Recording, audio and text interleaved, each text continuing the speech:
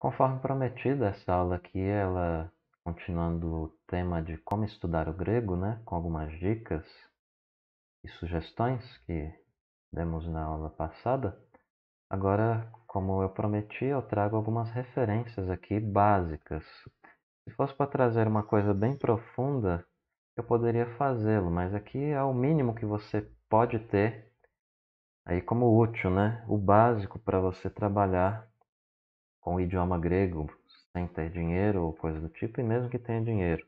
Eu vou comentar aqui cada referência, cada site, cada gramática, cada versão do Novo Testamento grego, de maneira que você entenda e saiba quais são as diferenças de cada um desses tópicos aqui que vão ser trazidos nos slides a seguir. Então, eis aí as referências, começando aqui pelo que eu acredito que é primordial, uma gramática grega. Na língua portuguesa aqui no Brasil, ou no contexto brasileiro, né, que é de onde eu estou falando atualmente, a gente tem algumas gramáticas gregas. Temos aí muitas, para dizer assim, considerando alguns anos atrás. E vem crescendo cada vez mais isso daí, mas aqui eu quero trazer as que eu tenho conhecimento e julgo serem assim as básicas para um prosseguimento do estudo, a partir de estudos que eu venho fazendo e já fiz aí nesses, acredito eu, vamos ver, 13, 14 anos de caminhada teológica, né? E de idioma e de exegese. Não sou um grande expert nesses assuntos, mas eu busco aí fornecer apenas aquilo que, ao meu ver, seja de fácil acesso e bom e útil e básico, né, para o entendimento dos estudos das áreas que eu ministro aí no canal. Então, começando aqui, temos uma das gramáticas que eu considero talvez a melhor em língua portuguesa, junto com a próxima que vem no slide a seguir. Mas antes de falar da próxima, quero destacar essa aqui que é Fundamentos do Grego Bíblico, do William Mounce. É publicada em 2009, é uma gramática que é composta por dois volumes. O livro de gramática, né, a gramática em si, que é bem grande, e o livro de exercícios. Um problema dessa gramática aqui na versão portuguesa é que ela apresenta muitos erros de tradução, erros de revisão, né? Coisas que não foram revistas bem. E aí você vai encontrar tabelas, declinações, terminações verbais e várias outras questões, até mesmo de tradução do português, do inglês para o português, que não foram bem feitas ou revisadas.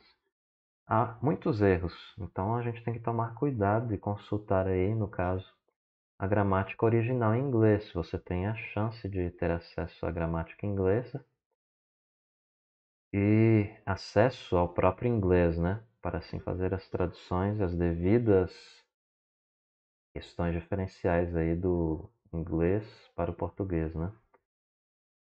Mas é uma gramática que eu tenho o costume de dizer que ela facilita o caminho. E por facilitar o caminho, você precisa ter um conhecimento prévio de grego para consultar ela, porque ela corta caminhos, você precisa ter sido instruído no grego já de alguma maneira. Então eu colocaria essa gramática aqui como uma segunda gramática para você estudar. E aí uma primeira gramática talvez podemos colocar essa daqui, que talvez seja a mais detalhada a nível básico para o grego bíblico, ou o grego que é conhecido como grego koiné, o grego comum, né? O grego falado pelo povo ali na época de Jesus Cristo, antes dele um pouco e um pouco depois também. É a gramática do Lourenço Stélio Rega e do Johannes Bergman. E você tem o título dela aí, né? Noções do Grego Bíblico. Essa aí é a última edição, e é uma edição ampliada, segundo os autores, né? Você encontra aí ela sendo muito utilizada, creio que é a mais utilizada em seminários teológicos e universidades de teologia no Brasil. Ela é bem detalhada, apesar de ela ser bem panorâmica também, né? Mas ela é a mais detalhada que nós temos Ela trabalha com uma ampliação dos casos dos substantivos. E você tem uma tradição tradicional, uma linha tradicional que vai colocar apenas alguns casos, e dentro de um caso específico, a gente vai falar ainda disso quando falar dos substantivos, que você vai ter ali uma mesma declinação com casos específicos. E eles colocam aqui mais declinações, eles ampliam esse sistema aí, deixam ele mais detalhado para o aluno. É bom por um lado, mas por outro pode trazer aí algumas dificuldades, né, para muitos alunos, porque vão achar que são muitos sistemas e não poucos, né? Porque, na verdade, dentro de um lá você comporta várias ideias, é o que a gente ainda vai ver.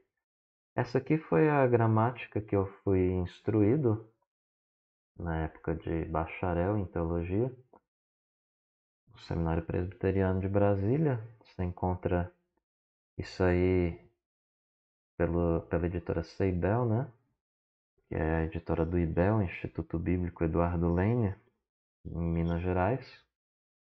E é de um escritor holandês, missionário e pastor, que no caso é o sogro do Augustus Nicodemos, é o Franz Leonard Schalvik, ou traduzido o nome dele, Francisco Leonardo Schalvik. É uma gramática muito básica, ela serve mais como roteiro, um resumo de uma aula. Então, se você for estudar ela, você vai ficar sem saber muita coisa. É um roteiro do básico, do básico, do básico. Ela é fininha, é só como roteiro mesmo, como consulta para você lembrar do básico, do necessário mesmo. Então, eu julgo aqui que ela é boa para dar aula para um professor que já tem experiência na área, mas não é tão boa para aquele que quer consultar por conta própria as questões, né? Isso aqui então é mais como roteiro resumido para quem quer aprender e começar, né? Apesar de estar escrito aí na capa que é um livro autodidático, né? Ou algo do tipo, né? E para estudos mais avançados, e aqui já não é falando de um grego 1, 2, 3 ou 4, se você estuda em seminários ou faculdades teológicas, isso aqui é para um grego mais avançado, nós temos essa gramática grega aí do Daniel Wallace. A gramática grega, uma sintaxe exegética do Novo Testamento da Batista Regular, né, editora. Há muitos que dizem que a tradução não é bem feita dessa gramática, mas está aí lançada. Você tem ela em inglês também, obviamente, porque a tradução é do inglês. Ligar tanto para essa questão de tradução preciosista, você pode consultar ela. Ela vai lidar mais com aspectos de sintaxe e coisas avançadas mesmo, enquanto que essas primeiras aqui que nós trouxemos, elas vão lidar mais com aspectos morfológicos, a introdução da gramática, né, morfologia. É uma gramática bem mais grossa do que as três primeiras aí, obviamente, e que é para um estudo avançado. Então, se você está começando, seu grego ainda é muito básico, eu nem aconselho você comprar ou adquirir essa gramática aqui. Agora, quanto ao Novo Testamento grego, nós temos duas versões bem clássicas aí de ajuntamento de manuscritos gregos e adaptações por meio da manuscritologia, né? Você pegou uma vertente de manuscritos, de família de manuscritos, com as suas variantes básicas, e ali você tem a edição, né, do Metziger, Bruce, basicamente é um nome conhecido aí, junto com Kurt Aland, em que eles juntaram essa edição básica, que no caso eu coloquei a que eu tenho acesso, a que eu uso, né, é a quarta edição na referência, mas na imagem está a quinta edição, e é uma das mais recentes aí, né, para o estudo. Então você tem ela com um aparato crítico, que é uma espécie de... Você tem na parte de cima o texto grego, né? O resultado é que esses editores chegaram e acreditam ser o texto fiel, né? Próximo do original. Eles acreditam ser o original, né? E embaixo ele já tem um resultado simplificado das variações entre os manuscritos que eles consultaram do grego, né? Você tem várias cópias de manuscritos gregos. E aí, à luz desses manuscritos, eles chegaram ao resultado, que é o que está no corpo do texto. E para casos mais complexos ou de discordância geral, eles colocaram na nota de rodapé o que a gente chama ali de aparato crítico, na parte de baixo do texto, né? em que quais são as outras leituras que podem ter naquele trecho. Eles colocam lá nota 1, e aí remete a nota 1 de rodapé lá, e classificam ela de uma nota de A a D, não falha a memória, sendo do uma aí que pode ser mais fácil até chegar a mais difícil os graus, né? E aí eles colocam lá para consulta de uma pessoa que quer mais mexer com exegese, coisas do tipo, né? Isso aqui a gente ensina geralmente na aula de exegese ou lá para o grego 4. Estamos fechando a disciplina do grego aí como um grego básico, né? Morfologia. A gente dá uma aula geralmente sobre como mexer com o Novo Testamento, como ler, como consultar os livros e coisas assim.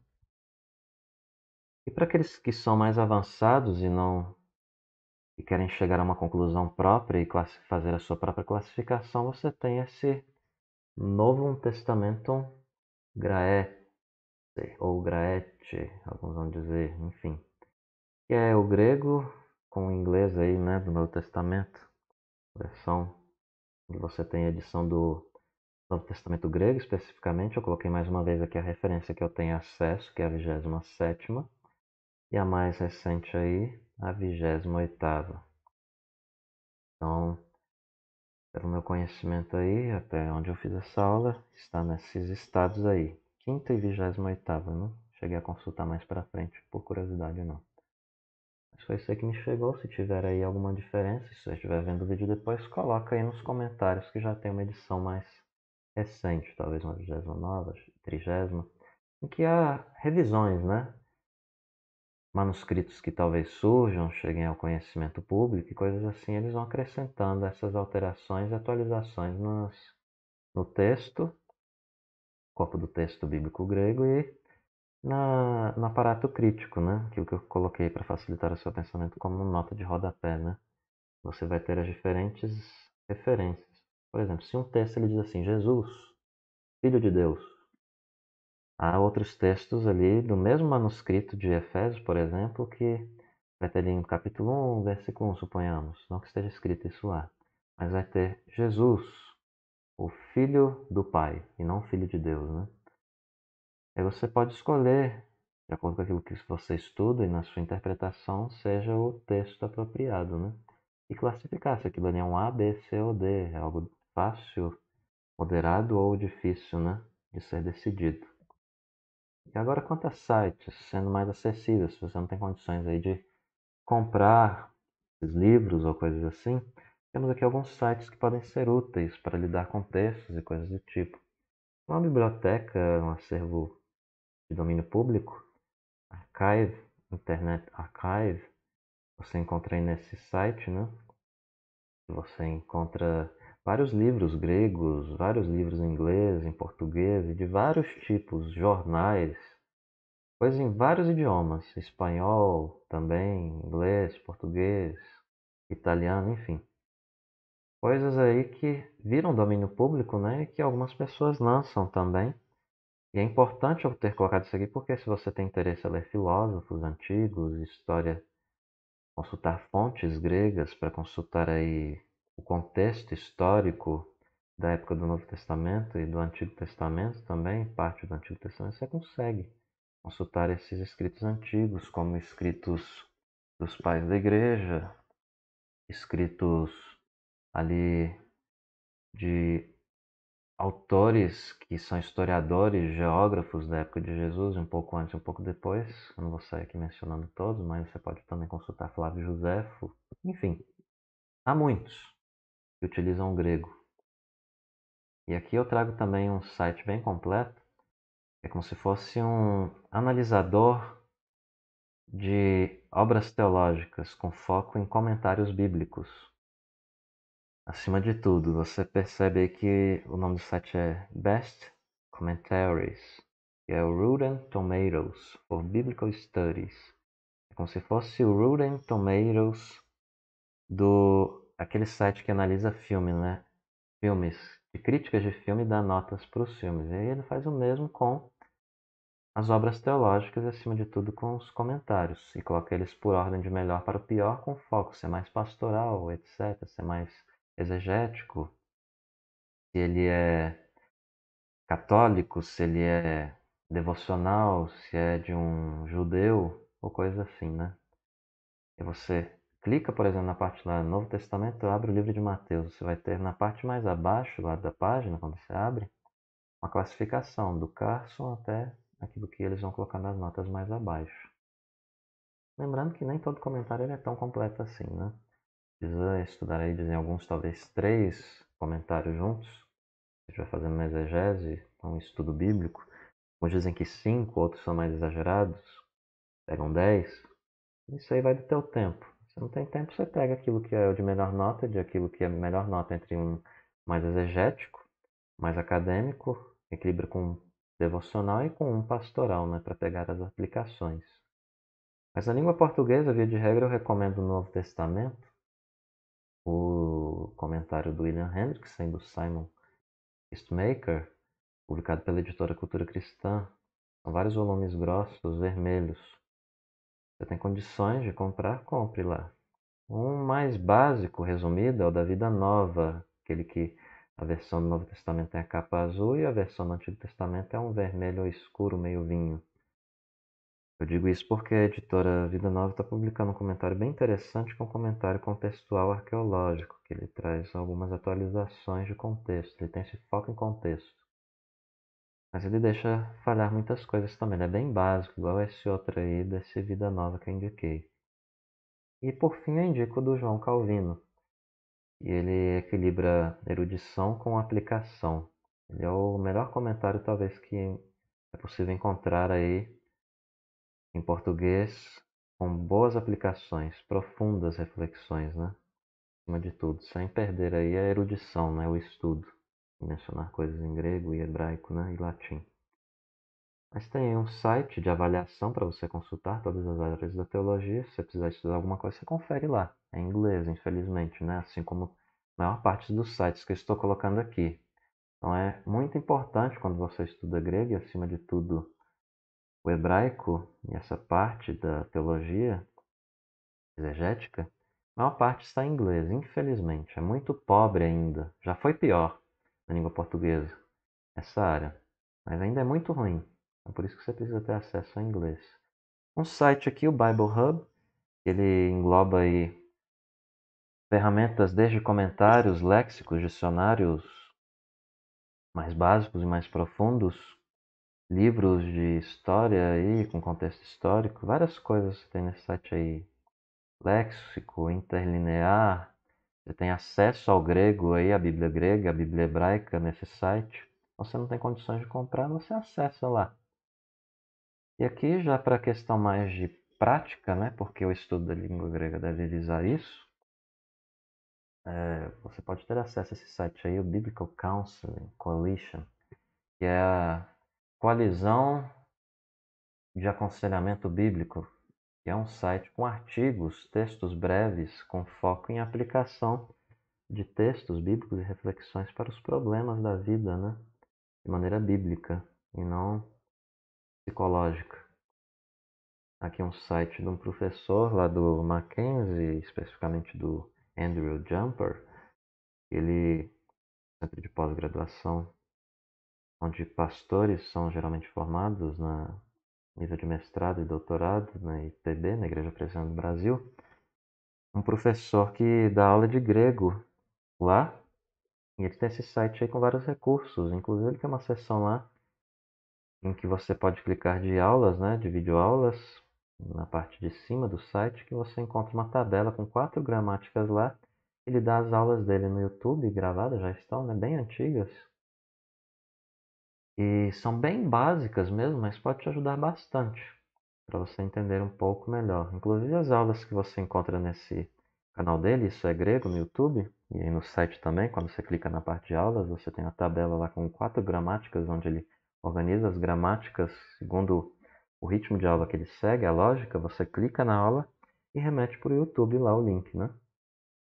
Pode consultar.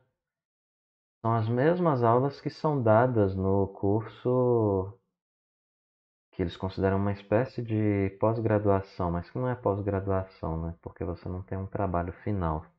Mas a carga horária ela é maior do que de especialização, né? De pós-graduação. Eu fiz com eles, dura um ano, grego 1, 2, 3 e 4.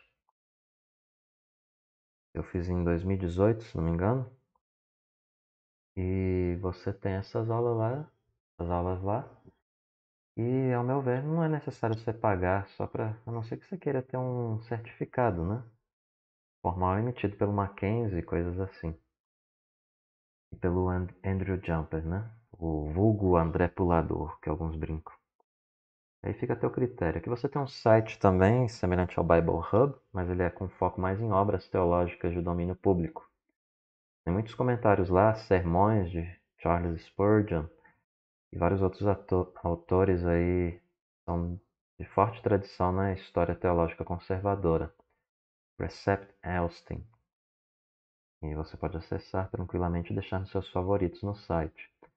Você tem também, caso você queira pegar a fonte grega, ter acesso a fontes gregas para utilizar no seu Word, né? Ou seu programa aí no computador para digitar. Você pode baixar, né? Você clica na imagem da gramática aí, né? Porque isso aí é a página inicial do site, né? Que eu coloquei. Não tem uma logo propriamente dito o site, aí por isso que eu peguei, dei um print aí e coloquei. Você encontra várias outras ferramentas e sugestões depois que você clica aí nessa página aí da gramática, né? Isso aí é a gramática laranjinha que nós falamos lá no começo, é a versão anterior. A qual estou baseando aí como que o roteiro de aulas, né? Tenho utilizado muito dessa gramática aí. Também tem esse site aqui, que é semelhante ao Bible Hub, o Precept Elsting, que é o studylight.org. E é um site que você tem também Bíblia grega, comentários e várias outras ferramentas, como léxicos, questões de arqueologia, geografia bíblica, enfim, bem interessante também, mas só que é mais básico do que o Bible Hub. E eu colocaria ele como um terceiro lugar, sendo o segundo Precept Elsting. Você tem um site aqui de uma igreja que não existe mais, que as pessoas, tipo, uma pessoa organizou, copiou o site antigo, né? Tem sermões dessa igreja lá nos Estados Unidos que existiu, foi fundada pelo pastor Mark Driscoll.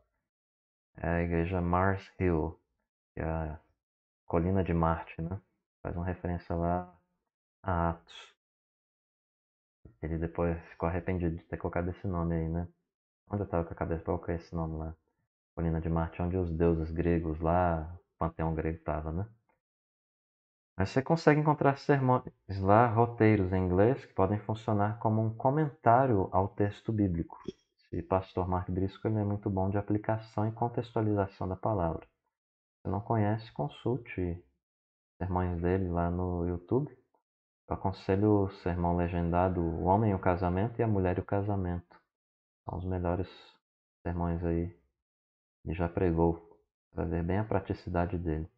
E aqui um outro site de coalizão, né? The Gospel Coalition. Você tem um site que leva esse nome e esse mesmo símbolo em português.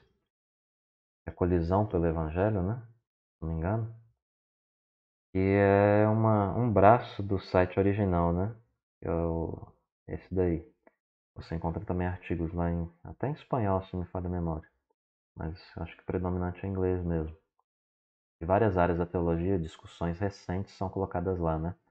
Pequenos textos aí de leitura de 10 minutos e coisas assim. Podem servir até como um devocional também, para você ficar bem atualizado com o que tem acontecido no mercado e no ramo teológico. Agora, as ferramentas. Você tem aqui o Bible Works. A última edição deles é a 10. Infelizmente, esse programa ele não existe mais, não está em funcionamento. Quem tem, tem. Quem não tem, não tem. E aí você tem um programa bem completo e básico que geralmente eu indicava para as pessoas. Você tem tanto uma concordância grega, portuguesa em vários idiomas, você tem textos de vários idiomas, você tem acesso ao grego também, ao hebraico, você tem acesso a imagens do Códice de Leningrado, que é o texto corrente utilizado na edição, né? Quando a gente estuda a Bíblia hebraica, você tem textos em latim lá também da Bíblia inteira, muito rico. Você tem teologia sistemática lá de Bavinck, né? A dogmática, em inglês. Você tem mapas, você tem imagens de satélites, é bem completão mesmo esse texto aqui.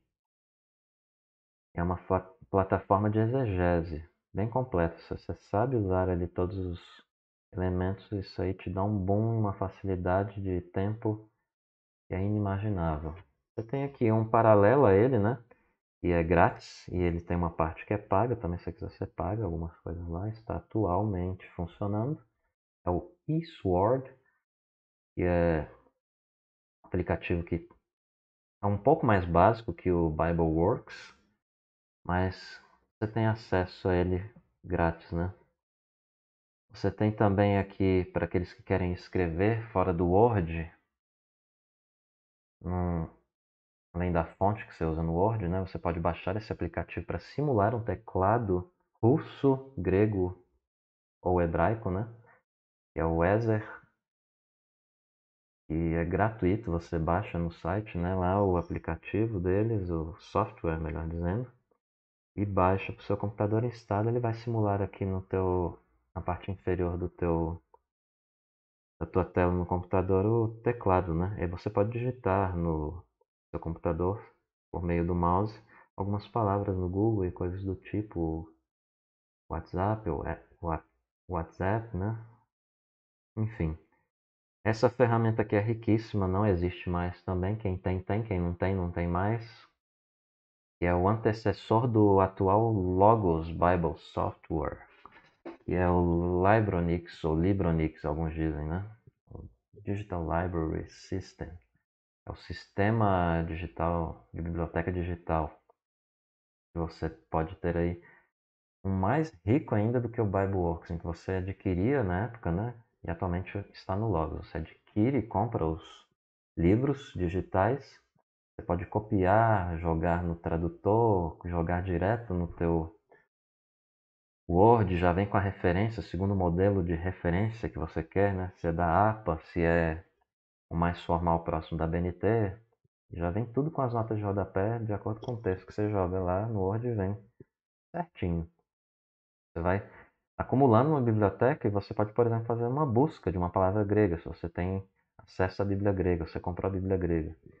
Você vai lá e coloca, clica duas vezes com o botão direito na palavra, ele vai abrir uma pesquisa no teu computador e vai pesquisar em toda a tua plataforma, dentro de todos os livros, a ocorrência daquela palavra e aí você tem um pacote de estudo já pronto para aquilo que você está estudando especificamente, seja uma palavra ou um assunto que você queira pesquisar, você digite. Você digita, melhor dizendo. E o que existe atualmente é esse Logos, né? Se o Libronix, o Libronix, ele já era muito pesado, esse Logos aqui ele é pior ainda quanto a peso. Você precisa de um computador muito bom para rodar, tá? Então não é bom você comprar isso daqui se você não tiver dinheiro acima de tudo, né? Tem uns pacotes lá completos, divididos em prata, ouro, platina, né? Você tem o site em português com essas ferramentas, né? Também com livros em português, mas é muito pobre ainda na língua portuguesa, sempre foi, né? Eu te aconselho a comprar em inglês se você tem acesso e sabe ler inglês, né? Isso vai abrir grandes portas para você. E se tiver dinheiro, né, comprar o pacote lá. E tem pacotes específicos lá para protestante, anglicano, católico, judeu e coisas assim, né? Batistas. Vão vir livros com foco mais de acordo com a sua tradição religiosa, se você preferir também. É bem marqueteiro mesmo assim, oferece de acordo com a sua necessidade, né, e seu propósito. Mas é muito caro. E aqui para o nosso estudo específico do grego e também do hebraico, eu tenho listas de vocabulário lá que eu fiz, tanto de hebraico quanto de grego. Eu vou passar para vocês depois, que estão especificamente no grupo do WhatsApp, que acessa os nossos estudos de línguas, né? Vem aos nossos encontros. Mas o que a gente tem lá são duas listas, dois blocos de vocabulários que você baixa o programa, você pesquisa na aba e você tem acesso a esse programa em que ele vai funcionar como se fosse aquilo que eu falei na primeira lição, que são os vocabulários de por sessão de lição. E aí, se você, já vou colocar aqui logo, o nome da pasta lá para o grego que eu criei é grego com G maiúsculo traço CLAJ. Grego CLAJ. CLAJ é a abreviação da época que eu estava estudando lá no Centro de Línguas do Andrew Jumper. E aí eu criei e deixei lá e muitos alunos utilizam ainda, que estudam lá, utilizam até hoje, essa lista de vocabulários que eu coloquei no Quizlet, né? E aí você vai adivinhando, você pode escrever a palavra em grego, você pode escrever em português, você pode virar, tipo, simulando, né? Aquela ficha de vocabulário, né? Pode colocar por opção também qual que é a palavra. E aí ele vai te trazendo pela porcentagem de erro. Se você erra muito, ele vai trazer mais aquelas coisas que você está errando para você até você fixar. Funciona como se fossem as fichas, né? De aprendizado. Se você quiser do hebraico também, né? Se a gente for estudar e gravar algum dia as aulas de hebraico aqui, pode ter acesso lá do hebraico também. Aí você coloca hebraico-CLAJ. Se você não achar essas pastas, você pode pesquisar pelo meu nome de usuário, que é Luiz com S sem acento, Fernando 05. E aí você vai pedir o acesso e aí você vai ter a lista de vocabulários por ocorrência do aquilo que mais acontece, incluindo aí o próprio vocabulário. E eu fiz essas listas aí, no caso do grego, seguindo a obra da gramática do William Mouse, aquela que eu indiquei primeiro. E quanto ao do vocabulário hebraico, eu fiz uma cópia aqui, algumas adaptações daquilo que foi passado pelo professor Danilo, que é o professor que gravou as aulas lá no caso de hebraico, né? Com adaptações da gramática que foi publicada pela editora Cultura Cristã, que eu não lembro o nome aqui do autor no presente momento, que inclusive é sugerida nas aulas lá. Não é a melhor gramática de hebraico, mas ela é mais como roteiro e resumo, né? E aí ela é complementada pelas aulas, que você também encontra no site do Isso é Grego. Isso é grego não, isso é hebraico, que é o site do hebraico. Se você quiser estudar o hebraico, você acessa esse site, vai ter também lá a seção e o próprio canal dele lá no YouTube também. São as mesmas aulas que estão lá no YouTube, são as mesmas aulas que estão lá no Centro de Línguas do André Jumper. Faz no André Jumper só quem quer pagar para ter certificado mesmo. Então, essas são as dicas básicas aí, né? Extrapolando um pouquinho, falei até de hebraico. Mas qualquer sugestão, dúvida, crítica, basta falar aí no comentário, estou à disposição. Então, muito obrigado, até a próxima ocasião.